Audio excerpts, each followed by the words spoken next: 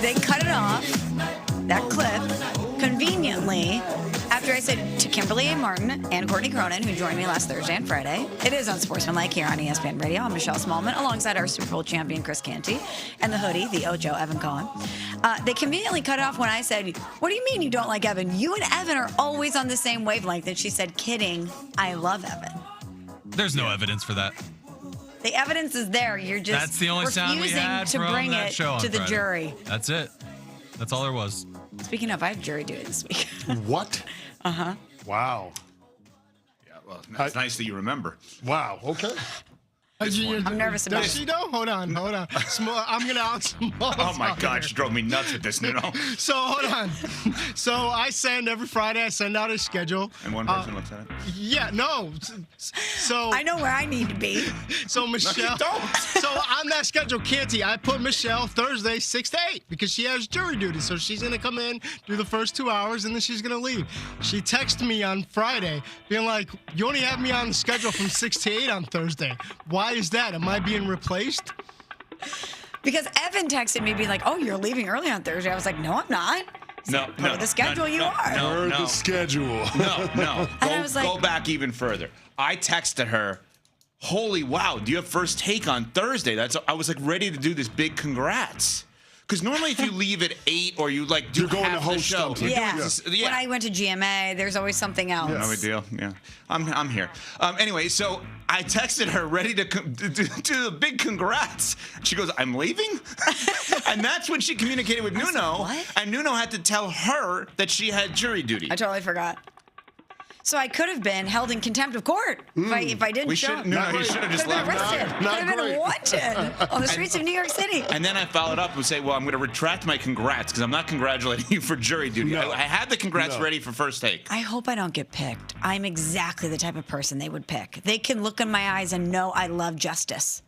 Do you have a game plan on how to disqualify yourself once you get there? So I don't know if I should reveal this. I don't think so. Well, I'll tell you what happened. He said, I don't think you should do this. I'll tell you what happened prior. I don't think that's something you want to And share with the I world. love my duties. I love serving the government. But anyway, so What was that? because I'm about to say how I'm trying to get out of this. So I got called originally during football season, Okay. which obviously You can't is do just it. not going to happen Yeah. for us. So I called my friend who's the lawyer. I'm like, how do I get out of this? For my job, we need to be there. And he was like, just tell me you work in the media. They don't want people in the media sitting on the jury. And I was like, yeah, good call. So I show up that day. I'm like, hey, I'm in the media. I can't do this. And the woman looks at me. She goes, honey, this is New York City. Everybody's got something. We can reschedule, but you're not getting out of it. And I was like, okay, well, I guess I can do it after February. And she's like, okay, we'll see you in February. Man, and they didn't waste no time. They didn't care. And I got the summons, so I got to go. So no first take. No first take, jury duty instead. Okay. All right, Smalls. Always on top of it there. Anyway, Yeah, thank you thanks, for the Kimberly. reminder. Really appreciate the shout out. So let me just understand something because it was reported yesterday that Rich McKay, who's still on the competition committee, formerly of the Falcons, said that he's not anticipating any kind of massive rule changes at all in the NFL this year. Quote, there's no team proposal that I've seen from it, so I would envision it, but you never know. This is in relation to the Tush Push. So they're not going to ban the Tush Push after all. There's no proposal on the table reportedly for it. So what happened here? It's no longer a safety concern because the Eagles weren't as good at it last year? Well, we haven't seen any health data be publicized yet about the legitimacy of those claims. So that's kind of what I'm waiting for. If it was such a big deal, wouldn't we have the statistics or the data that they keep pushing out there as to why this play is so dangerous and needs to be banned? Or is it simply because 1/2, but really one team does it better than anybody else? Yeah, I mean, we've had so many topics where we have in the moment conversations that we feel are so vital to what's going on in sports and entertainment, et cetera. And it's right to have it. And then after the fact, you're like, wait, was that a waste of time?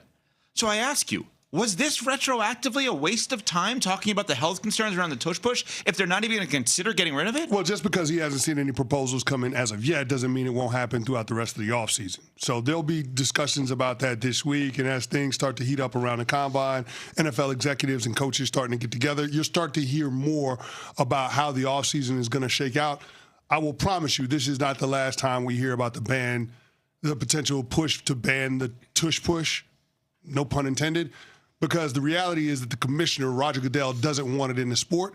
And we've seen time and time again, beyond just the injury concerns, there is a concern when it comes to the overall entertainment value being impacted, but then also the play is hard to officiate.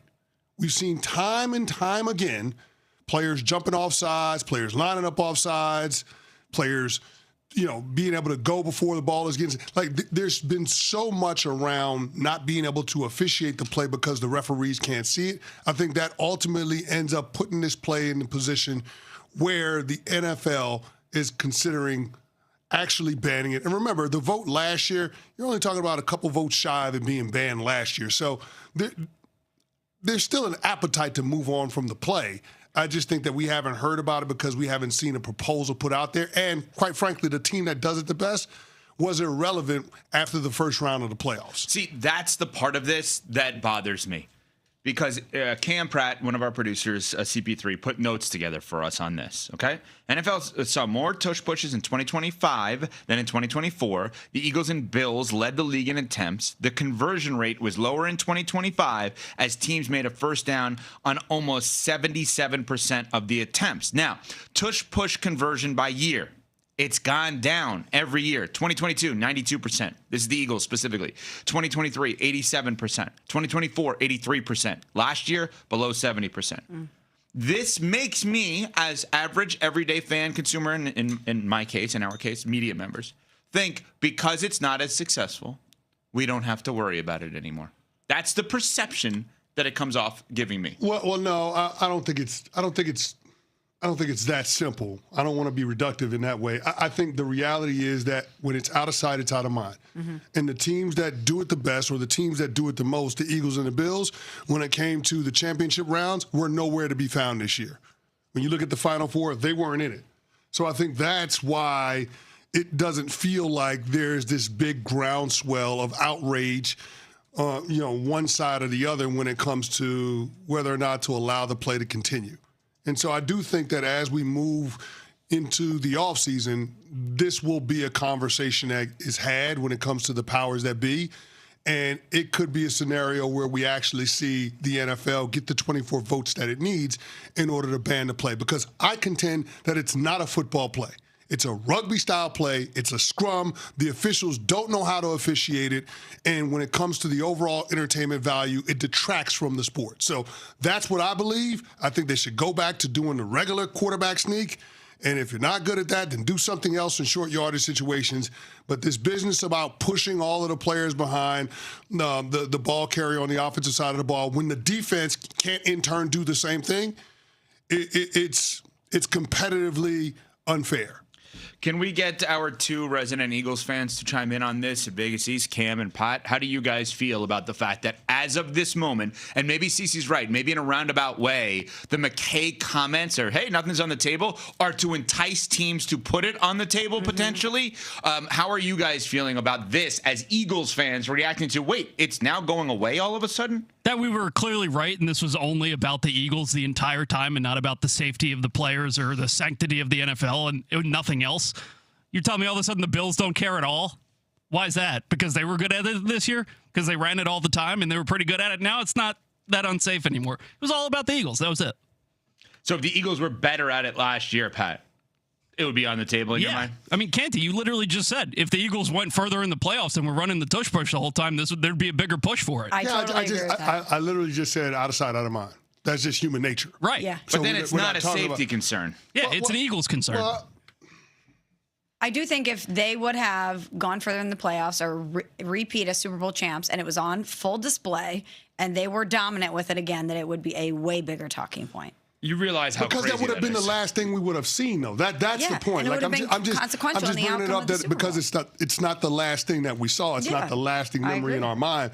But I still don't think it takes away from the fact that it detracts from the entertainment value of the sport. I still don't think it undermines my argument that the officials can't officiate the play.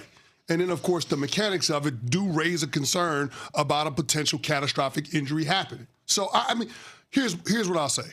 It's early in the offseason. We're just talking about February. The new league year doesn't start for 3 weeks. We've got some time. Let's see what ends up happening the rest of the offseason because, again, the commissioner of the sport does not want the play in the game. When Roger Goodell wants something, he usually acts on it, and he usually can get the support that he's looking for because the owners appreciate him in his role. So I think we're going to be moving to a place at some point in the next couple of months where we're talking about the Tush Push proposal and it potentially being banned back on the table. All right, coming up. Can he shake it off from last year? And will his wildest dreams come true? We'll find out next. We're on Sportsmanlike, presented by Progressive Insurance. This week is NFL Combine Week. We're there in the room where it happens. All the news from Indianapolis. We'll be talking a lot of